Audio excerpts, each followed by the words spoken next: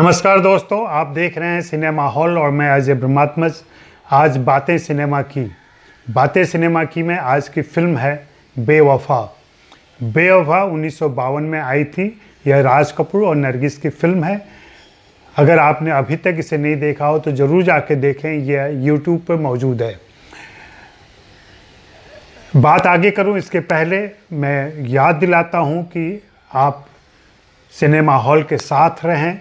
अगर अभी तक आपने सब्सक्राइब नहीं किया है तो सब्सक्राइब कर लें, घंटी बजा दें ताकि मेरे अपडेट्स आपको मिलते रहें। और हाँ, buy me a coffee link पर नीचे दिया हुआ है, जाएं और वहाँ मेरे लिए कॉफ़ी ख़रीदें और मेरे साथ रहें, मेरे इस मिशन में मेरे सहयोगी बने। बेवफा यह नरगिस की महत्वाकांक्षी फिल्म थी।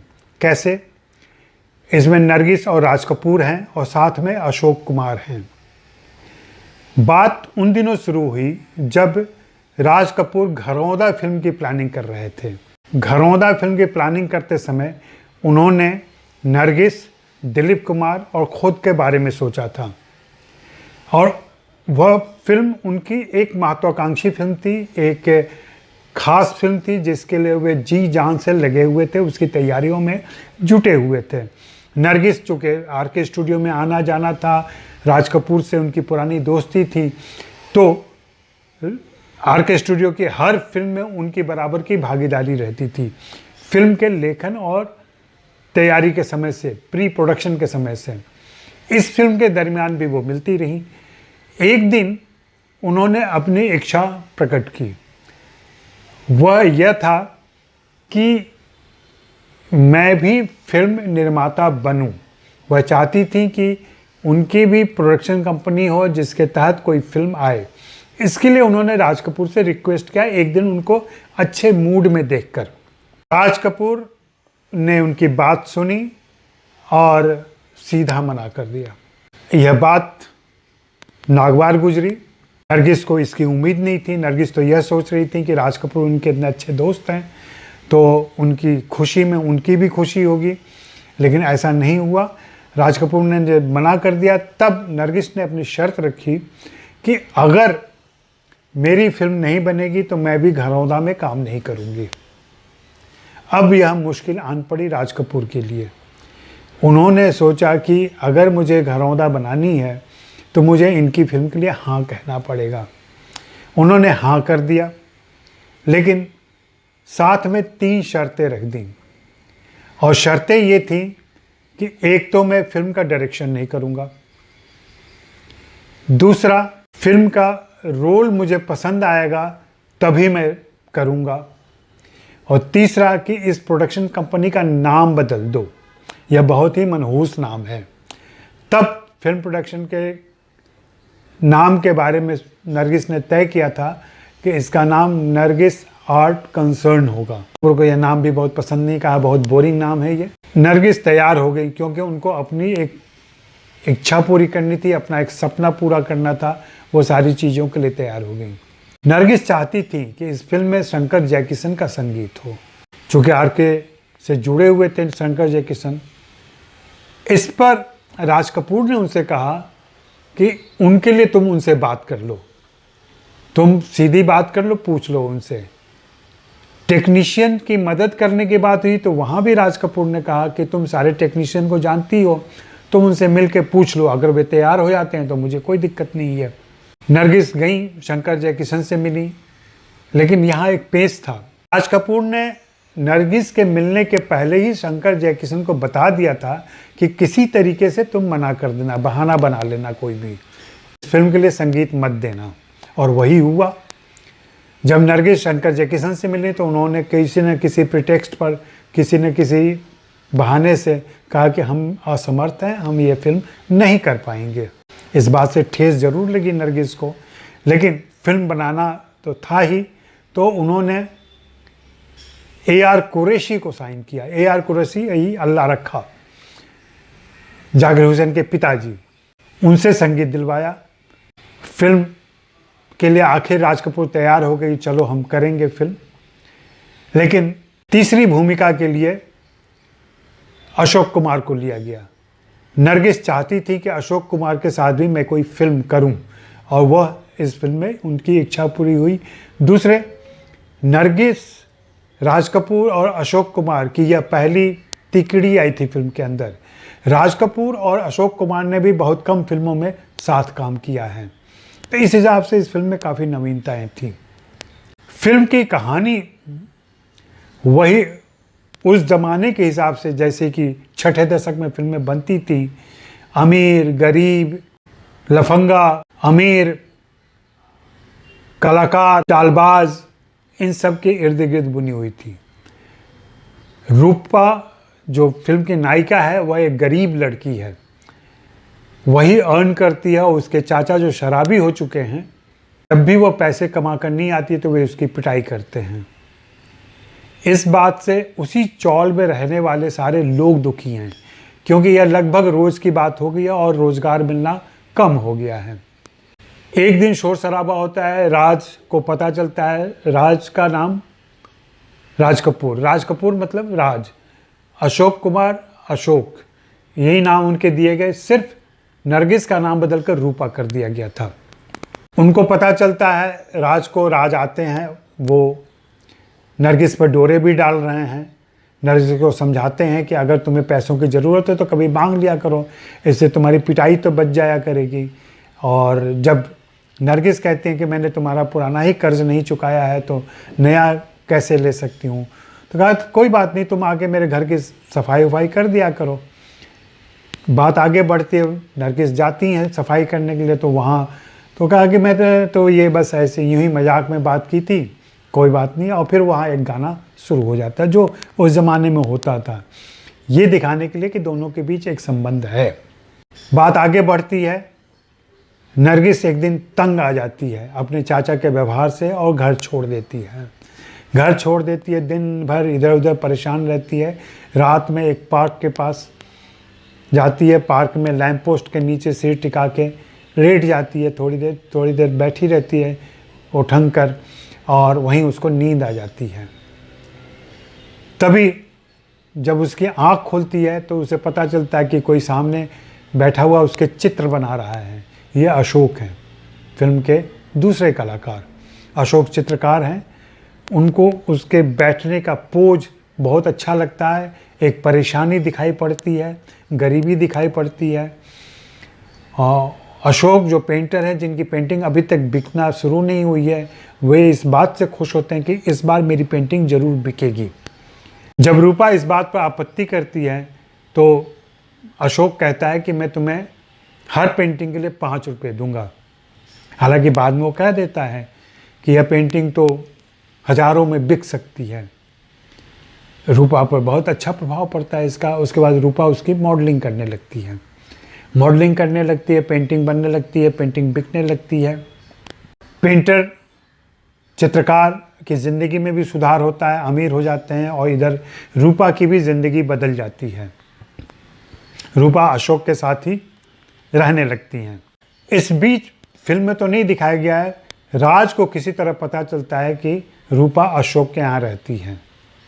वह चारदीवारी फलांग कर वहाँ पहुँच जाता है, जिस समय नरगिस अपने प्राइवेट स्विमिंग पूल से नहा कर निकल रही है। इस फिल्म में स्विमिंग सूट भी पहना है नरगिस ने।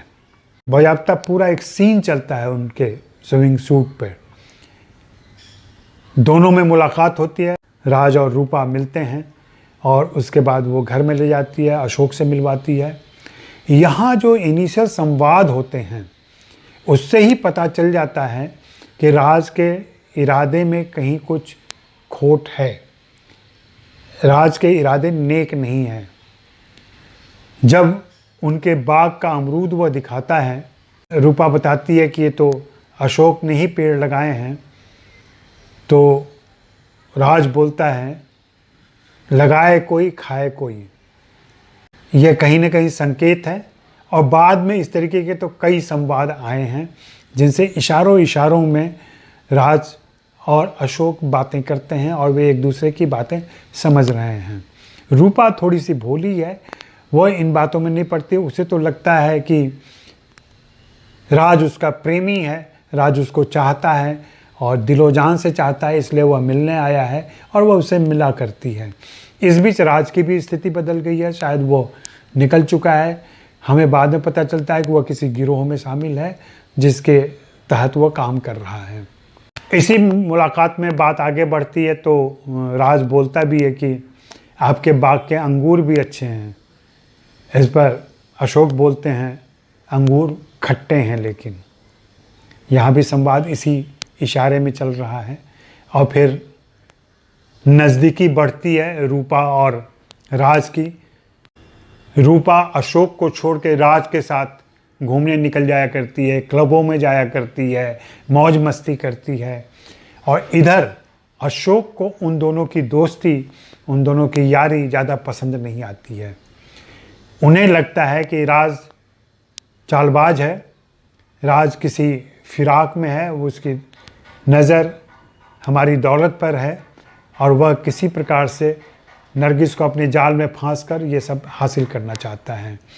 वह सावधान भी करता है रूपा को, लेकिन रूपा को लगता है कि नहीं, यह शायद अशोक की ईर्ष्या है जो राज के प्रति प्रकट हो रही है, और वह बिल्कुल नहीं मानती है।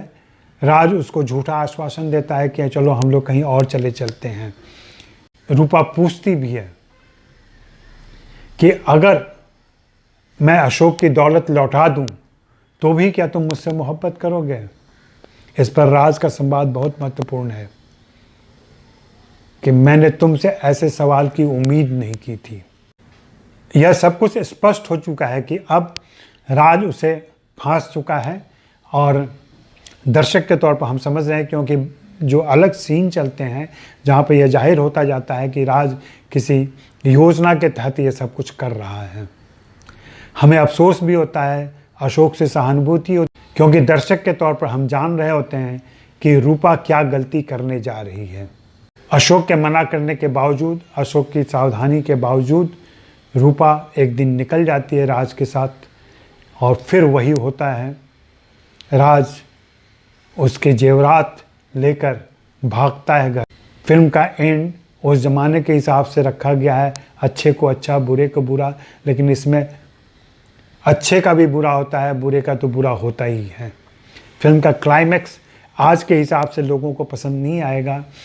रही बात नैतिकता और व्यवहारिकता की बात, उस लिहाज से भी ये फिल्म की कहानी अभी के दर्शकों को उतनी पसंद नहीं आ सकती है, लेकिन उस ज़माने के मोरालिटी के हिसाब से, उस ज़माने के संबंधों के हिसाब से, रिश्तों के हिसाब से यह फिल्म उस प्रेम त्रिकोण को रचती है जिस पर ज़्यादातर फिल्में उन दिनों बना करती थीं। फिल्म के क्लाइमैक्स में आने के बाद से राज की भी डेथ हो जाती है, अशोक की भी डेथ हो जाती है और रूपा भी जिंदा नहीं रह पाती हैं। इस फिल्म को लिखा था अख्तर हुसैन ने। अख्तर हुसैन नरगिस के भाई हैं। इसका निर्देशन जब राज कपूर ने मना कर दिया तो एम.एल. आनंद ने किया था। एम.एल. आनंद और नरगिस का पुराना परिचय था। एम.एल. आनंद ने लाहौर के निर्माण के समय मदद की थी उनकी, उस हिसाब से एम.एल. आनंद को चुना गया। फिल्म के गीत और संवाद सरशार सैलानी ने लिखे थे। कहानी अख्तर हुसैन की थी। और फिल्म के निर्माण के बाद जब फिल्म रिलीज हुई, आज आप अगर फिल्म देखेंगे तो निर्माता के तौर पर या बैनर के तौर पर द आर्ट सेंटर लिखा हुआ है, और निर्माता के तौर पर खोजने पर आपको जाफ़र हुसैन का नाम मिलेगा। हो सकता है कि नरगिस ने अपना नाम नहीं दिया हो निर्माता के तौर पर, किसी और का नाम दिया हो। और इस फिल्म में एक बात और मैंने गौर की कि नरगिस का नाम अशोक कुमार के भी पहले आता है, जबकि अशोक कुमार सीनियर आर्टिस्ट हुए।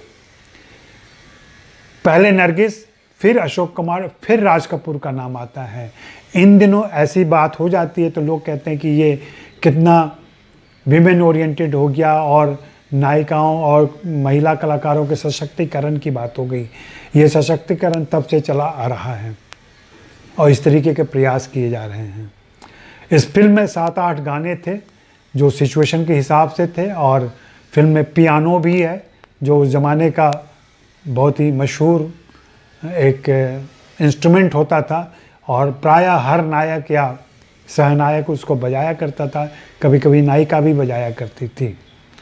इसमें राज कपूर वह गाना गाते हैं दिल मतवाला, और बाद में उसी गाने को अगले दिन सुबह अंगड़ाई लेती हुई नरगिस जागती हैं तो रिपीट करती हैं, जहाँ से स्पष्ट संकेत मिल जाता है अशोक को कि अब रूपा उनके हाथ से निकल रही है। हाँ, चलते चलते मैं बताऊं कि यह नरगिस की पहली और आखिरी फिल्म हुई उनके निर्माण की। इसके बाद से उन्होंने किसी फिल्म का निर्माण नहीं किया। यह फिल्म अपने समय में काफ़ी चर्चित हुई थी और इस फिल्म में अशोक कुमार, नरगिस और राज कपूर तीनों के काम की तारीफ हुई थी।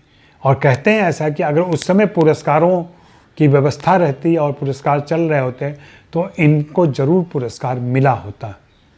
आप बताएं यह बात कैसी लगी, और बातें फिल्म की मैं करता रहूँगा, फिर से कोई फिल्म लेके आऊँगा ऐसी ही पुरानी, अचर्चित, चर्चित दोनों किस्म की।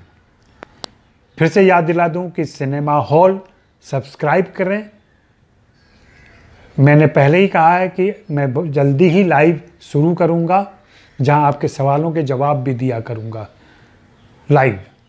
इसके अलावा buy me a coffee link पर जाएं और मेरे लिए कॉफ़ी खरीदें ताकि मेरे अभियान में आप साथ चल सकें। शुक्रिया, मेहरबानी, धन्यवाद।